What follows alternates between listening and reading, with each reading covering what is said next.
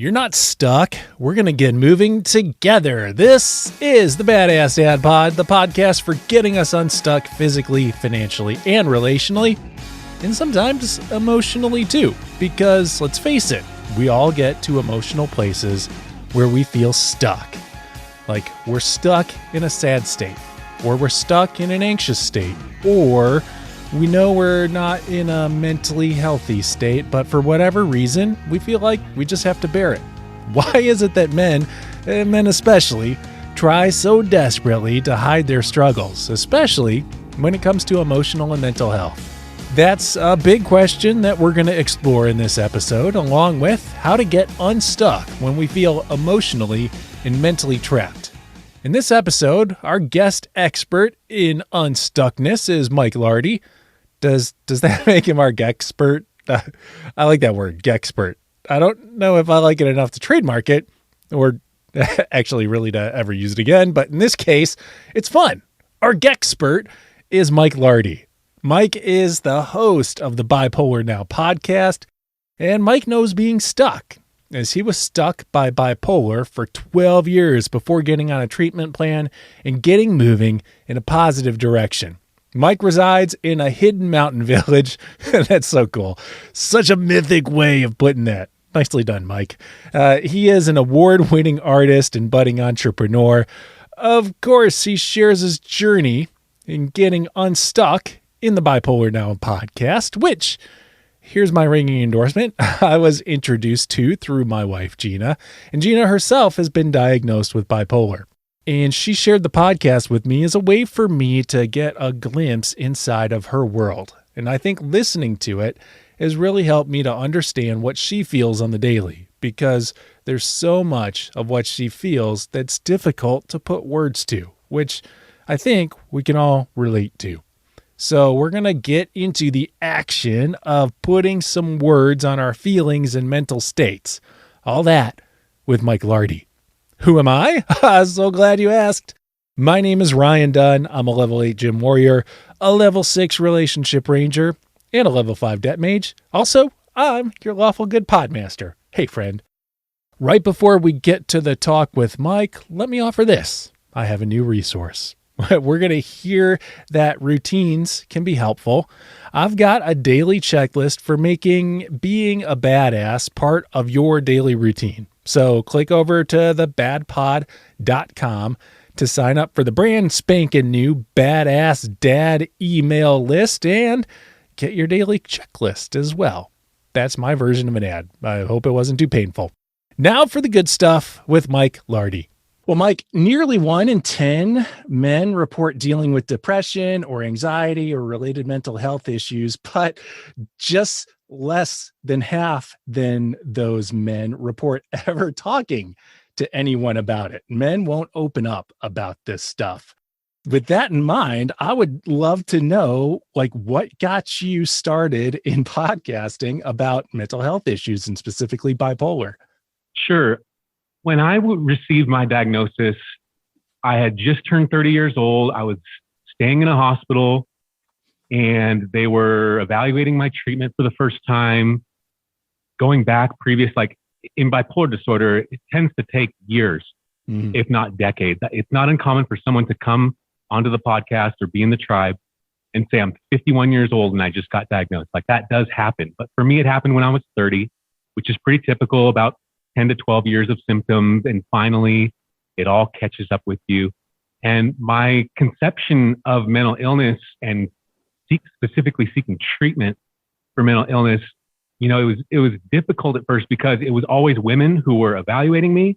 It was women who were treating me. It was women who were putting me through therapy. And I didn't have an enormous chip on my shoulder about any of that stuff. And I get along really well with females, so that's not the issue. But that context made it seem to me as though I was giving into something I was just too weak to handle on my own. And that really bothered me. So I delayed seeking treatment or a diagnosis or anything whatsoever for, till I was 30 years old. And what happened was I entered into a psychotic break and my manic energies were not coming down. So they hospitalized me several times. And finally, when they came into the room and said, it's bipolar 1, we're pretty sure about that. And we're going to try you on this, that, and the other medication. They gave me a little cup of medications. And for the first time in my hospital day, because I was putting them in my mouth before the nurse. And then when they left the room, I'd spit them out in the trash or spit them out in the toilet. But that night, when that nurse came in the room and handed me that little, cup of meds, I just had this voice come into the stillness of my heart. And it was like, you are going to do something good with this. So just roll with it. Mm. And from that point on, I took that as a promise, like almost a promise from God, that I would somehow figure out something productive and useful and beautiful to do with this disorder. And I didn't know anything about it. So I had to get busy. I had to learn. I had to practice new health habits. I had to really scrub my life. And it was very difficult because the depression that followed that manic episode lasted for almost 3 years, even with medication. It was just a low grade depression that just kind of kept me from making plans. I was tortured every time I went to go apply for a job. It was so hard. And so coming out of that, I actually got a job locally here in the mountains at a gym, a fitness gym. And when they hired me, it was like a light bulb went off that this is part of my recovery. And so the podcast was born out of me working those shifts, which if you've ever been to a gym, you know that the people who work at that front desk, they're like bored, they're texting on their phone, they're like waiting for somebody to come in so they can check them in and give them a towel. And that was my life for 2 years. And I built my podcast off of the blog that started while I was working at the gym, getting my recovery underway. So that's how it all came about. Yeah. Okay. You said that you had symptoms for like 12 years before you entered into treatment. Were you aware during the course of those 12 years that there was probably something going on that you weren't able to manage on your own? Yes and no. I was quite ignorant, like anybody. Okay. When these things attack, it is extremely disorienting to experience depression. It is even more disorienting to experience mania. It is even more disorienting to experience mixed mania, which is where the features all blend together and it's just a soup of awful. Mm. And I actually, in that decade, in my 20s, I attributed my mental instability, which would fluctuate from year to year. Some years I'd be stable, and then I'd have these little months, 1 month or 2 months at a time where I'm like, what happened? I just quit my job. I just dropped out of college. What happened? There's no frame of reference in your mental health for, when you start to lose it. And so I actually chalked it up to the fact that I'm a fairly talented artist, and I was working in the arts and I was advancing in the arts, and I was spending a lot of time in Los Angeles, with gallery owners and artists and building an art culture at my church where I was serving at the time. And I was hardcore into the arts. And I think the focus helped me, but when my mental health couldn't keep up with my ambition, which is quite common in mania, your ambitions just grow so large that you can't even manage your own thoughts about your future. It becomes overwhelming. And so I got sick, and every 2 to 3 years, I'd have to stop everything that I was doing, go through it, have it go away, it just evaporates. And then you're like, what do I do now? And it's it's just so debilitating to face having to start over with everything. But all that time, Ryan, I was just attributing it to being an artist. I thought that artists were a little quirky. Artists were a little intense. Artists were a little moody. Artists weren't always stable. Artists didn't make a lot of money, they didn't make a lot of money. That was my life. And so I chalked it up to art, but that's not where the blame, really belongs. A lot of our listeners may not be on kind of the bipolar spectrum, but there are certainly symptoms of bipolar that all of us encounter. That anxiety is a huge one, depression. All of us probably over the course of this past year have had some kind of bout of depression. And these symptoms can oftentimes become excuses for us feeling stuck. So, I can't make these big plans, or because, it just kicks into my anxiety, or can't do anything about that, or don't want to make plans because, well, I don't think I'm going to feel like it when it comes time to look through on this kind of thing. Were there times in your own experience when you just felt stuck due to some of the symptoms of your mental disorder? Yes. And I can point to stories recently as little as a year ago, or going all the way back into my 20s. I can point to stories where I felt stuck, where I felt like I couldn't move forward, where I felt like I didn't have knowledge of what I even wanted. And that's like, as somebody who banks a lot of his stability on how much he can foresee the future, like I'm a big time planner. I'm big time into like mapping things out and like charting out milestones. And that's why business is such a good fit for me, because it's like you can track all these things. And then as you test the markets, you can pivot and adjust and amplify or cut back, or like I've had to delete things entirely that I've created for people to use. And yeah, like I got stuck. This is a recent story. I got stuck in an online coaching program that I had developed. And I had to come to a quick realization during the COVID-19 lockdown that people were just a little too overwhelmed to be dealing with, to have a coach in their life.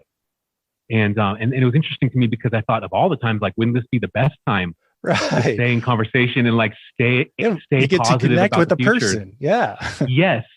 Well, so many people were like, Mike, I love you. The program is great. I'm losing my mind right now. Like I can't concentrate, and I'm paying you all this money. And I just had to realize, you know what, you can't force people to do anything that they don't want to do. And it's like, there's things are cyclical, and business is seasonal, and not everything you build is evergreen. Right. And so like, I had to really come to the like fast conclusion that I got to pull the program, and then I've got to nurture the people that I've released, so that they still have a relationship with me, and make sure that I'm still checking in from time to time. Cause I actually do invest a lot of myself personally into my members. And it's just, it came to a head, and it wasn't what I would have chosen, but it actually gave me more peace to realize that being stuck is okay, because the world is grinding right now. Like the world is grinding to a halt, and people are not expecting me to be out there killing it. And I shouldn't place unrealistic expectations on this whole event. I personally stayed just vigilant and positive, because that's the only way I know how to survive. But, like, I really don't know what happened to a lot of my people, because they just kind of receded back into the audience that I don't necessarily get to interact with outside of the podcast group. So yeah, I felt very stuck. I was like, this is not fair. Like, I've spent 3 years building this program and building it up, and now people are actually getting results and they're happy. And I'm like, finally, like a tiny bit of success. And then it just like you said, it just got stuck, and I had to move on. When you think about some of the ways that we get stuck in the cycles that our mental anxiety can produce, do you have some practices that you lean into that help you kind of get unstuck or breaking out of those cycles? You know what, I do. And it goes back to what I said about being a planner. So maybe back in 2016, somewhere around there, I came across an online program. It was a 5-day experience where they teach you the essentials of like annual planning and making progress in all of your different life accounts, so spiritual, emotional, physical, financial, like adventure, all these things. Like they take all these different life accounts and show you how to map out progress in each one over the course of, 90 days and then over the year. And that program is called Best Year Ever, and it's by Michael Hyatt, which is a Nashville guy. So you've probably heard of his name before. He's based out there with you guys. And I have done that every single year because it equips me to be in control of the process. I'm actually so deep into that program. Like I implement it every single week. So I have dashboards in my house, in my office, that keep me on track and help me to just keep everything in focus as far as like, where is this all being channeled? Why am I doing this? Like, what does it matter? Why do I need this so badly in my life? And it's been very stabilizing for me to have to answer for the plans that I've made, and again, like practice wise, I have friends who are long-term, just completely amazing, completely, just good accountability structure type friends. Like they're willing to ask the hard questions. They're willing to ask me where I'm at and where I'm stuck. And they're not invested in my success. They're just invested in my mental health, which is what I need. And, because they can push me, but they can't push me too hard because you run a risk of getting sick again when you try too hard. And so like I implement them in my goals and in my thought process for like, how am I reporting? How am I doing? They get a text every week. We get a phone call every week. Just last night, I got off the phone with Philip, who is like my head lifer. And he's like, Mike, I really want to push you in some of these areas, but I know that you get stressed out really easily. So I'm just going to ask you to just tell me when you can't take it anymore. But I want to get all the guys together and look at your, short-term and mid-range goals, because that's where you tend to get in trouble. And it's been amazing to have that practice because like they're backing me up. They care. I have to answer to them. Like it forces me to want to tell a good story. And it's been a very powerful practice for me to use the best year ever frameworks. But now that I've kind of modified them and made them my own, like I'm incorporating my lifers, which are these 3 guys, and I'm incorporating them into the execution of those things. And it's just fun. And it makes it, it's a challenge worth taking. So that's what I do. Yeah. You talked about these friends who are willing to push you. And I guarantee you that some guy was just listening to this and like, oh man, I wish I had a friend like that. Yeah. How'd you cultivate that kind of relationship where there's some vulnerability? That is a great question because each of these guys had strengths and weaknesses. And I choose them because they have to know my story. They have to get what I'm doing, like my big long-term goals, my vision for my life. They have to get it. They can't be super critical of it, but they also can't be like completely accepting of it either. So I've learned to watch people over the years, and I've watched dozens of guys. And these 3 guys consistently showed me that they're intense about their own desires. They know what they want. They're willing to do what it takes to go after it. They're willing to sacrifice. They're very generous. They give up their time. They give up their emotions. They're judgmental in their own way. Like they have things that's like, Mike, if I see you doing things that are bad for you, I'm absolutely not going to let you get away with that, Okay. And so they're very judgmental in a good way regard. in that way. Yeah. Yeah. They're like, Mike, please don't do that anymore. And I'm like, yes, sir. And so, it's about like deferring, it's about being like submissive to other strong men in your life, like looking for the strong men and then learning to be dynamic in like, sometimes you lead them and sometimes they lead you. Like it's a very elite Navy SEAL type of like mentality to where it's like, in this situation, I'm the alpha. And in this situation, I'm not. Like in this situation, we're going to look to this person for leading and like setting the tone. And I've just learned over the years to stick it out with the guys who are just as intense as I am about the things they want to accomplish in their life and the things they want to be known for and their legacy. And like they're young men, but they're already crafting their legacy. Like not a lot of guys are doing that, but when somebody is and you notice it, like tuck them in your back pocket, Culturally, I've noticed that we put pressure on ourselves to be the alpha all the time. And I'm glad that you brought that up, that there are times when like you lean into somebody else to be the alpha to lead you in that moment. And then there are times when it comes back around to you to kind of be the leader in that moment. In relating that idea back to issues of mental health, there's probably a block there culturally for us to talk about mental health because we're afraid that exposing ourselves in that way deletes our alpha status, right? Sure. For you, was that an issue in coming to grips with some of your mental health issues? I've had an interesting road on how leadership looks and sounds and feels. I've been exposed to a lot of leaders because of the various communities I've been involved with as far as church is concerned and church communities. I've seen guys lead well. I've seen guys not lead well. Like I've seen, and so I take that to heart, right? Like I've led well. I've not led well. In mental health, I've come to a place, and this is just a point of maturity for me. This doesn't happen overnight. Like the person who's listening to this, and they're dealing with mental health challenges, and they're like, and it's the guy who's like, I don't know if I could ever be a leader again, or I don't know if I would trust myself to lead others when my health is failing and my emotions are a train wreck, like, and that totally doesn't jive with culture's definition of manhood.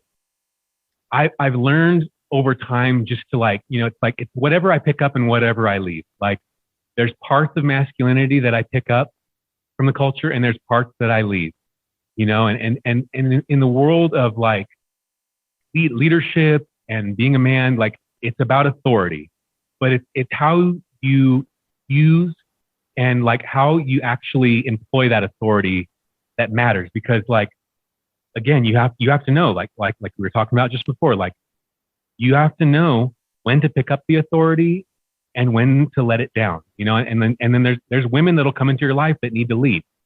And like, you've got to let them do their thing, because like women don't need authority, but they need influence, And so like, it's a beautiful thing to defer to a woman to build up her influence, and to show her that she's a powerful human being. And she was made that way. And so I don't have, I'm lucky. I'm fortunate. Like, this is just God's favor in my life that I'm never threatened by a woman in leadership. I work for a woman right now. She's just very, she's gifted with vision. She's gifted with drive and hustle, but it's beautiful because, when she chooses to be vulnerable around me, there's a safety for that. And she's not going to be like, well, how are you going to lead this company if you don't feel totally in control? Like, it's amazing to not have to be, and this has nothing to do with mental health, except hanging on to these rigid structures of manhood, for me, do produce the stress of deteriorating mental health. And it's like, why am I hanging on to that so hard? Why am I saying that I'm not a man right now? And those are hard questions, and they demand answers. And so I've just learned, like, be fluid in authority and always allow people, like, I'm not even an alpha. Like, my natural state, all of me growing up as a boy, I didn't grow up under an alpha. My dad was never interested in leadership. He was never interested in taking charge. My mom had a hard time with that, and she actually had to, wear the pants essentially. And I had a hard time with that in my mental health, because I saw that, like, when you're sick with bipolar disorder, you look at structures like that and relationships like that, and you're like, this person's failing and this person's having to pick up the slack, and it's not going well. And it's like, you start to kind of demonize, the sexes. For me as a man, I started in my mental sickness, I started to demonize women who had God-given abilities to lead. And so my mom was somebody that I had a massive conflict with when I was going through the process of being sick so much. And so it's been a long road of healing to recognize that, like, authority is dynamic and I don't always have to be there. And like, yes, my mental health is tethered to like stability and safety and structure. But I have no problems taking the lead in anything. Especially when the opportunity comes in and everybody's looking around like, who's going to do this? And I can just say, well, I'll do it. I'm not comfortable doing it, but I'll do it. And like, men come to me. So men in leadership come to me when their leadership is difficult and confusing and stalled out. Like, I'm the guy who counsels the alpha. It's really weird, right? Like, they come to me. I'm not the top guy. Yeah. I'm not a beta, but I'm not an alpha. I'm like this other type. And they come to me for wisdom and counsel. And I take that very seriously. I don't let my status of being a diagnosed person with bipolar, I don't let that like scare me away from offering actual helpful wisdom and counsel. It's really beautiful.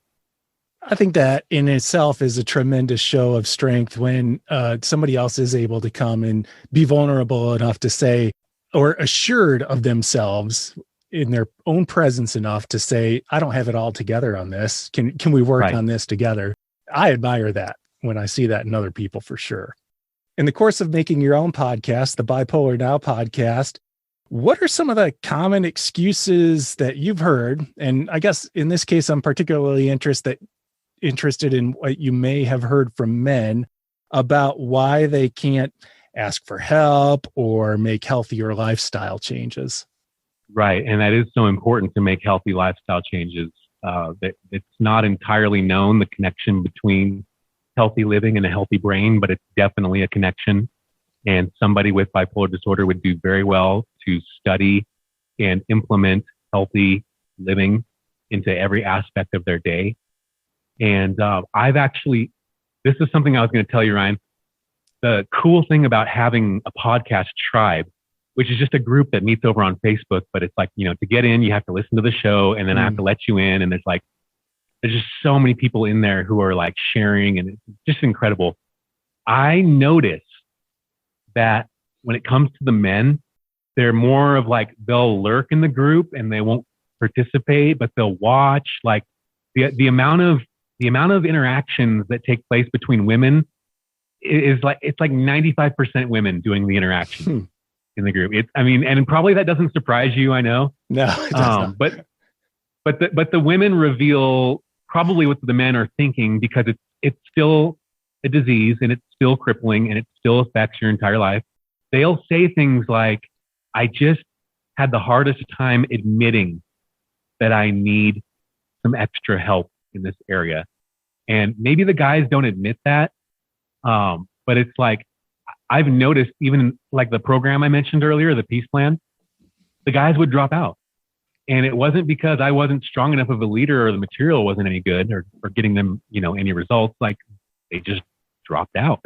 And so I ended up with a cohort of women, running through the trainings with me. And that's just, that's interesting, right? Like the whole dynamic of like, I'm coming to you because I see you have something that I want, but I have to admit that I want it. So since I don't know what my guys are thinking, I literally don't know what they're thinking when it comes to this. I just have to be like, okay, Mike, well, look at you. Like, so right now I have to go to the doctor. I know I have to go to the doctor, to the dermatologist. I think I have like some cancerous moles on my skin. I don't want to go because I don't want to find out. I do not want to go. Like I am scared to admit that I need somebody to look at this and help me cut it out if that's what it needs to be. Like I'm scared to know. And people have acknowledged that. They say, I've resisted joining this group because I didn't want to know everything that was involved. Like I didn't want to read a book on bipolar because I was too scared of what I would find out. And I find that that's true with me. Like when it comes to this very private area of our life, which is our mental health, like we are all rugged individuals. I'm finding that women just talk about it sooner, but like we are all rugged individuals, and that's something I can appreciate. I live in the mountains. It's like we rely on ourselves. I change my own oil in my driveway. But it's just, I think it's human nature to look at something and make an excuse for it.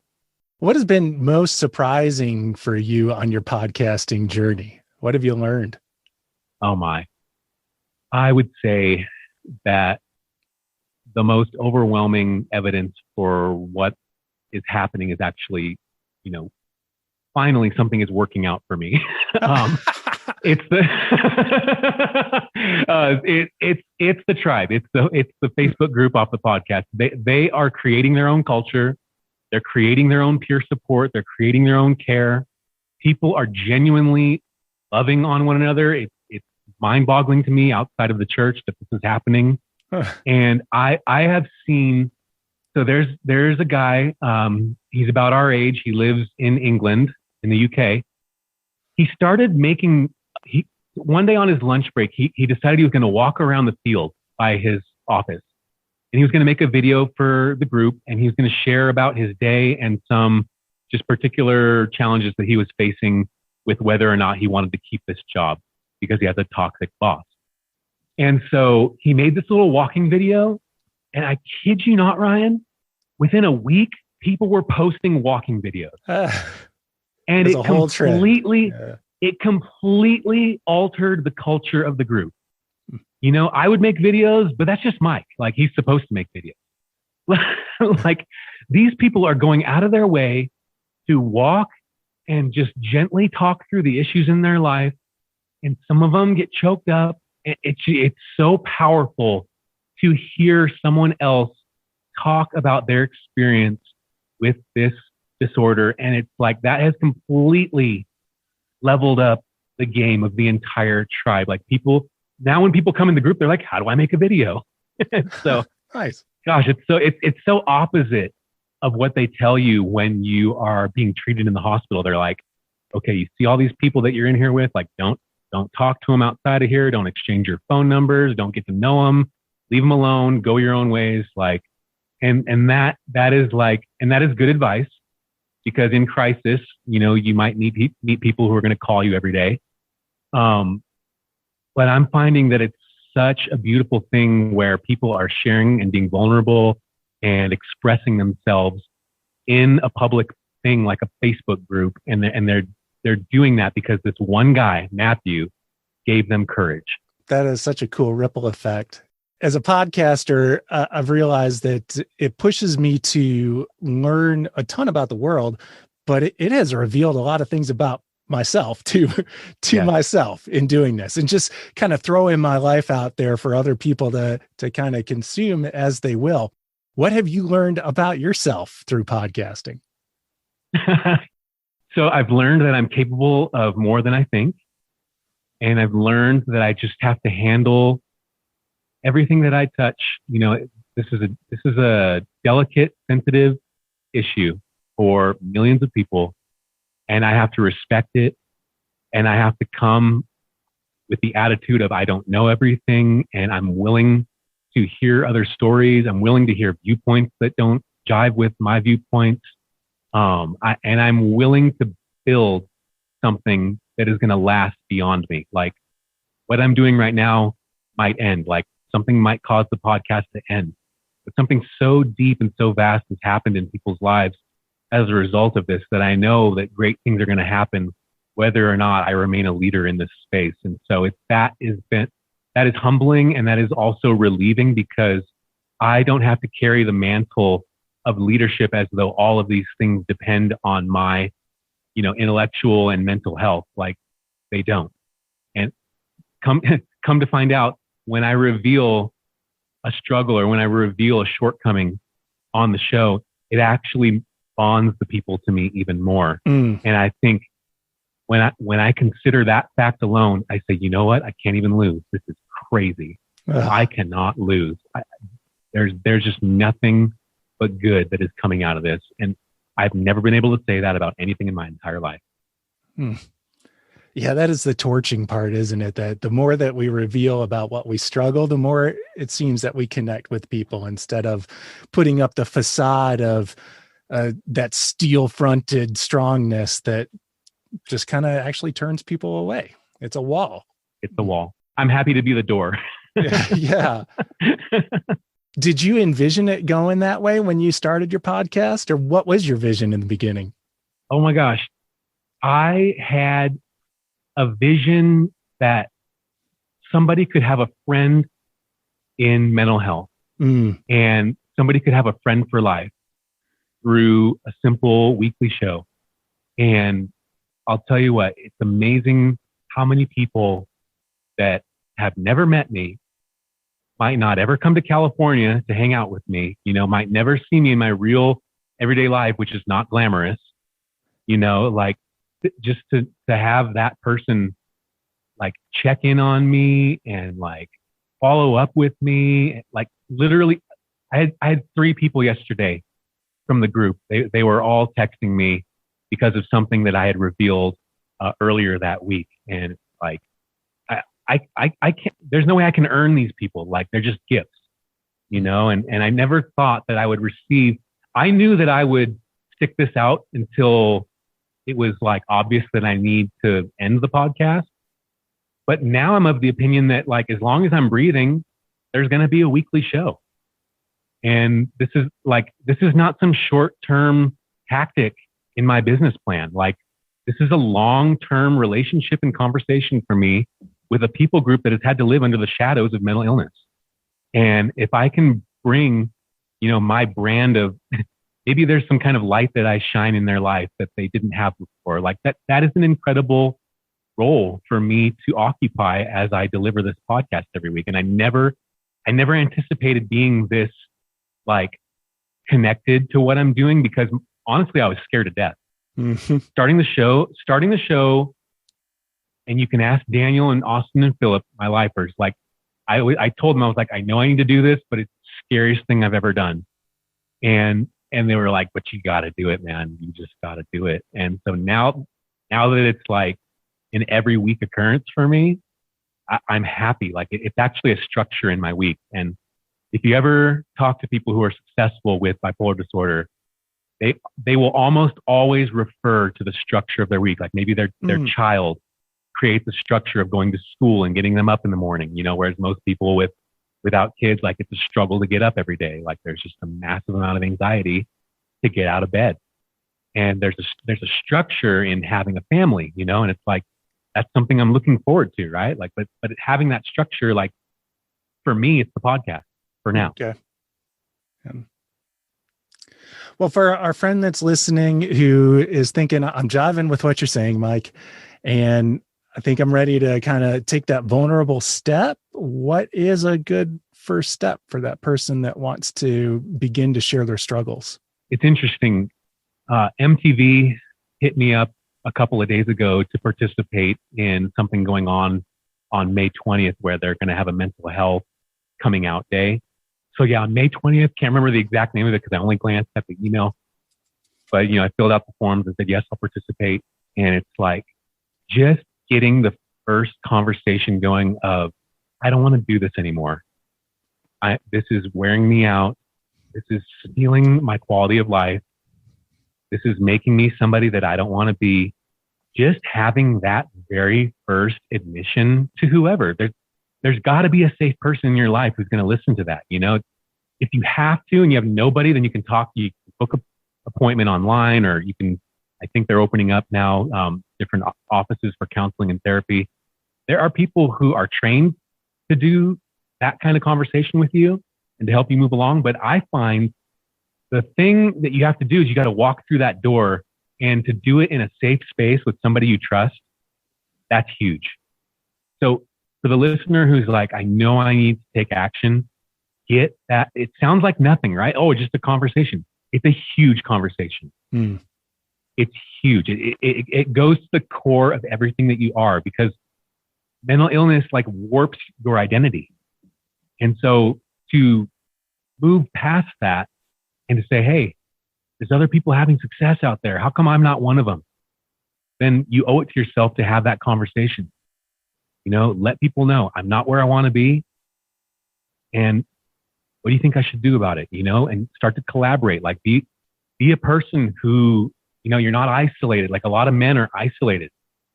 They're stuck in their jobs. They're stuck in their families. They're stuck in their sports. They're stuck in their, whatever it is, like break out of that isolation. The Bible says it's not good for you.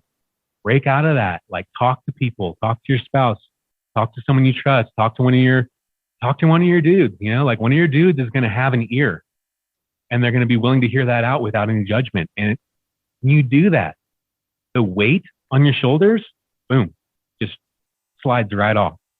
It's awesome. I would highly encourage a conversation, and it's free. Right on. That is always a great selling point.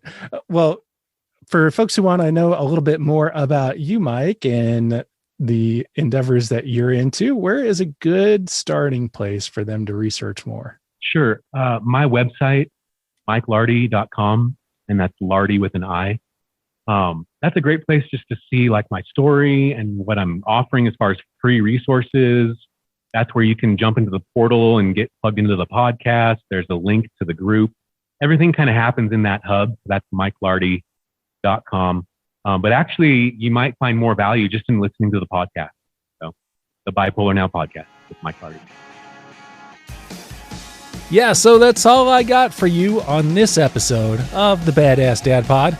I remain your humble pod master, Ryan Dunn. We're checking in with each other regularly over on Facebook through the Badass Dad Squad.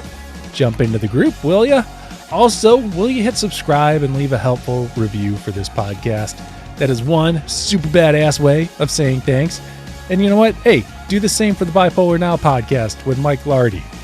Music here is by I.O. Allen. I'll be back with more truth for badassery next week.